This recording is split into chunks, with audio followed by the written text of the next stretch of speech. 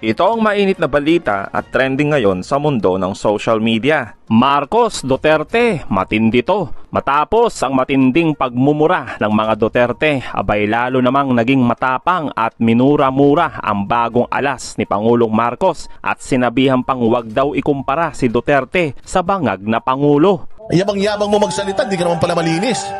Utang ina mo ka, kung magsalita ka sa TV, akala mo ikaw ang pinakamagaling na tao sa Pilipinas. Do not compare PRRD, which is an apple, to an Aratilis na tumutubo lang sa imbornal na si Bongbong Marcos. Do not. Why? Mapapahiya ka, Claire. Yan ang hindi mo dapat ginagawa. Yan ang hindi mo dapat ginagawa, yung ikumpara si Bongbong Marcos kay Duterte. Because again, yes, Duterte may have been a dictator, pero hindi sa mga citizens ng Pilipinas, mga law-abiding citizens ng Pilipinas. Naging diktador siya sa mga drug lord, kriminal, kurakot, in short, mga katulad ng administrasyon niyo. Kaya siya kinuha ni Bongbong Marcos para hanapan ng mali yung mga Duterte at ipamuka sa mga tao sa media na ang mga Duterte ay masasamang tao. Dagdag pa ng mga alipores ni Duterte na palengkera itong si Attorney Claire. Kaya naman, sagot ni Attorney. I'm proud na banggitin ni Attorney Panelo na palengkera ako. Diba? At least may tapang. May tapang, saka ano yun? Tatanong ko lang, minamaliit niya ba yung mga nasa palengke, mga taga-palengke? Minamaliit mo ba? Porkit kayo kung mag-asta kayo ng mga suot nyo, branded. Tayo'y simple lang. So pagka tipong kayang manuntok, pagkayang sumigaw, pagkayang lumaban, palengkera na. Ibig sabihin, negative ba yun? Tony Salpanello? Diba? Bakit? Prim and proper kayo sobra? O di ikaw na. At least, hindi ko lagi sasabihin na, tinabi niyan, joke lang. Diba? Parang minamaliit niya ang mga taga-palengke. Baka sa supermarket siya bumibili. Diba? Kasi yayamanin. Ang atake nila sa akin, sa puti ka lang, hindi naman ako yung tumatakbo. Well, anyway, di ko na yung maano. Kung sila ay naapektuhan sa akin, mga sinasabi, edi, wow. At dahil nga sunod-sunod na birada sa palasyo, abay buwelta naman ni BP Sara, dapat daw tayong magalit sa gobyerno dahil kaliwat kanan ang korupsyon at kahirapan. Di tulad noong panahon ng kanyang ama na matiwasay at maunlad ang Pilipinas. Kaya naman binisto ni Attorney Enzo ang panlilinlang at tunay na plano ni Inday.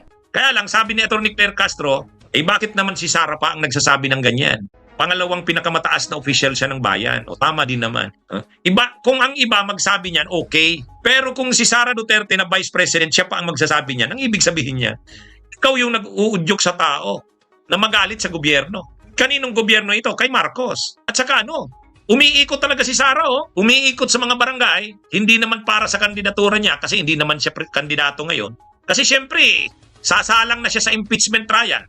Kinukuha niya ngayon ang simpatsya ng mga tao. Para makuha ang simpatsya ng mga tao, ginagalit niya ang mga tao. Siyempre, ang daladalang issue ni Sara, korupsyon. Pangalawa, mataas na presyo ng mga bilhin, mababang pasahod.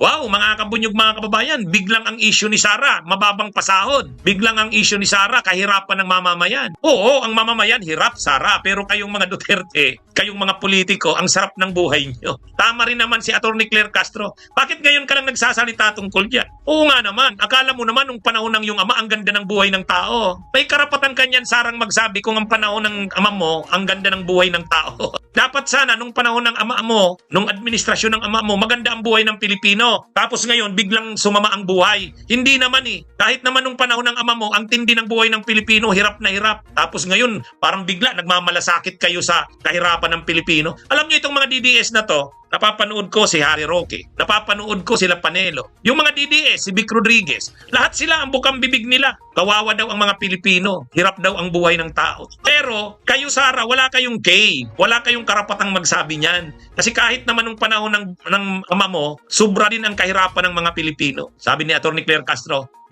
si ama mo nga, yung ama mo, yan ang number 1, ay ang pinaka-corrupt na presidente ayon sa isang grupo. Kasi mayroong lumabas na yung Duterte administration ang most corrupt. Kung hirap ang tao, Sara, ibalik nyo ang kinurakot nyo. At saka, kung totoo ka sa sinasabi mo na laban kayo sa katiwalian, yung akusasyon sa'yo na ikaw ay corrupt, harapin mo, sagutin mo, yun ang gawin mo. May impeachment sa'yo, di harapin mo yun. Ipakita mo na hindi totoong corrupt ka. Ngayon, ang mga statement nila, yung anniversary ng People Power, bigla, pinupuri ni Sara yung People Power. Ang una, 2017 ang statement niya, binabatikos niya yung EDSA People Power Revolution. Bakit daw siniselebrate yan? Hindi daw dapat ipagdiwang yan. Wala naman daw yan. Pero ngayon, let us remember the lessons of EDSA. Biglang promote yung EDSA. Kasi ang gusto niyang mangyari, mag-people power ng mga tao, magalit sa gobyerno, mag-alsa na. Pati hindi si Sara Duterte, Ngayon, nagpo-promote siya ng people power. Kasi ang gusto talaga nilang mangyari, magalit ang tao sa gobyerno ni PBBM, mag-alsa na ang tao. Yun ang gusto ni Sara eh. Kasi alam naman natin, itong kabilang kampo, itong mga DDC, obvious na gusto talagang pabaksakin, pababain, si Pangulong Bongbong Marcos. Ito mga kababayan, itong kay ERAP na nangyari nung siya ay presidente, mukhang ito ho ang gagamiting strategy. Para talagang ito ho, si BP Inday Sara Duterte, makaupo ho ng 10 taon. Kasi naalala nyo naman, di ba? Itong si Hello Garci, Hello Garci, si Gloria Macapagal Arroyo. Naalala nyo, di ba? Nung naka2 taon na si ERAP, di ba? In-impeachment trial. Tapos, may mga nagpatalsik sa kanya. Naglabasa na yung mga tao. So si Gloria, tinake over yung 4 na taong natitira ni ERAP. Tapos, after nun, pwede pa siyang tumakbo kasi galing siya sa pagka-vice president kasi hindi naman siya hinalal ng taong bayan sa pagka-presidente. Nag-turn over lang siya kay ERAP, vice president siya dati, di ba? So nanalo ulit si Gloria. Ang kalaban nun, di ba, nung panahon niya si FPJ. Isipin mo si Gloria, tatalunin si FPJ. Pinilit ni Gloria manalo ng panahon na yon. Ilang taon lahat nakaupo ng posisyon. Nakaupo. Ito si Gloria Macapagal Arroyo. Yung 4 na taong kinuha niya, tinake over niya, kay ERAP, kasi naka2 taon upo lang sa ERAP, di ba? Tapos nanalo siya, pinilit niyang manalo, 6 na taon. So, 10 taon lahat. Itong klaseng ganitong style mga kababayan, mukhang ito yung gagamitin talaga si BP Inday Sara makaupo ng 10 taon. At yung 10 taon na yon, sapat na para maprotektahan niya ang kanyang kampo. Especially si Digong, na dati nating presidenteng demonyo na may kaso ng crimes against humanity. At may iniintay hong warrant galing niya sa ICC. Sapat na to para mabakuran niya yung 10 taon niyang iuupo. Hindi lang si Digong, pati ho yung buong tropa niya, buong kampo niya. Si Kibuloy, si Harry Roque, sapat na yon yung 10 taon na yon. Ang problema, kung itong kampo nila Gloria Macapagal Arroyo, nagtagumpay para mapabaksak sa ERAP ng panahon na yon. Ginawa nila ng istorya, mukhang hindi yata umuubraw ho rito sa administrasyong Marcos. Hindi ko naman sinasabing tanga yung administrasyon dati ni ERAP, kaya hindi sila, alam mo yun, kaya napatalsik sila.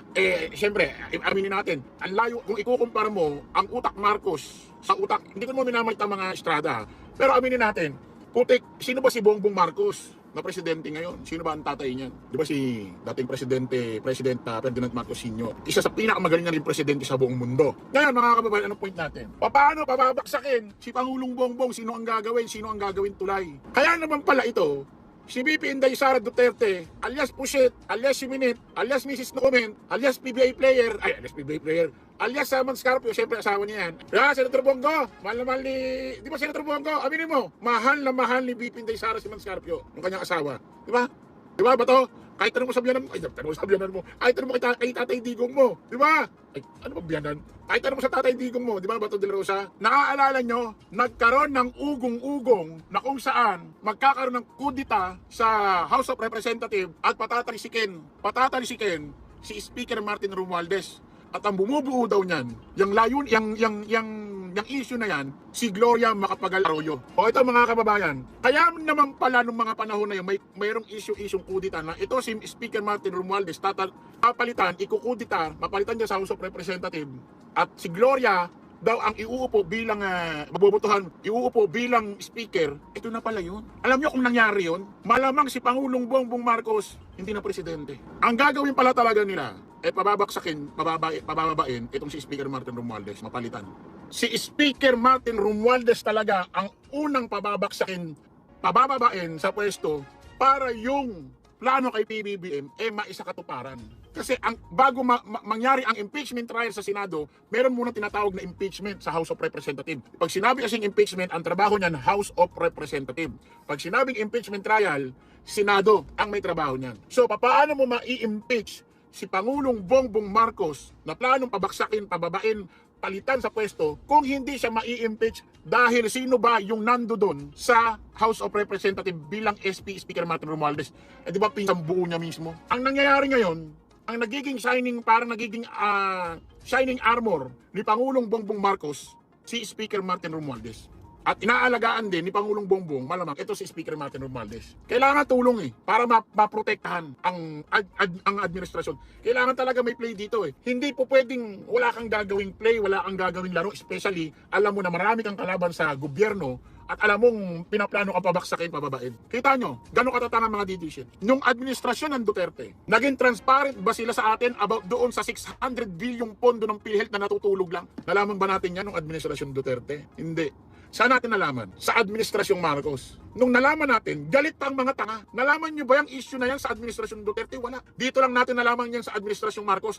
Nagiging transparent sila. Magalit man kayo o hindi. Kailangan yung malaman, may natutulog na pera sa PhilHealth 600 billion. Nalaman nyo ba sa administrasyong Duterte? Nung naupo si VP Inday Sara from 2020 to 2022, daan sekretary sa DepEd, naging transparent ba siya sa ating pamahalaan? Naging transparent ba siya sa taong bayan na lagi niya sinasabi? Ang iniisip ko, ikakabuti ng taong bayan. Ang iniisip ko, ikakabuti ng taong bayan. Naging transparent ba si VP Inday Sara from 2020 to 2022 na kung saan merong 1.5 milyong piraso ng laptop na natutulog lang sa bodega ng DepEd. 4 na taong natutulog doon. 2 taon sa administrasyon Duterte, 2 taon sa kanya, 2020 to 2022. Samantalang pag nagmamaisog rally sila sa Davao, ano sinasabi ng kapatid niyang tapang-tapang na si Baste? Kaya kami gumagawa ng rally para magtanong kami sa gobyerno from accountability, transparency. Si VP Inday Sara, naging transparent ba?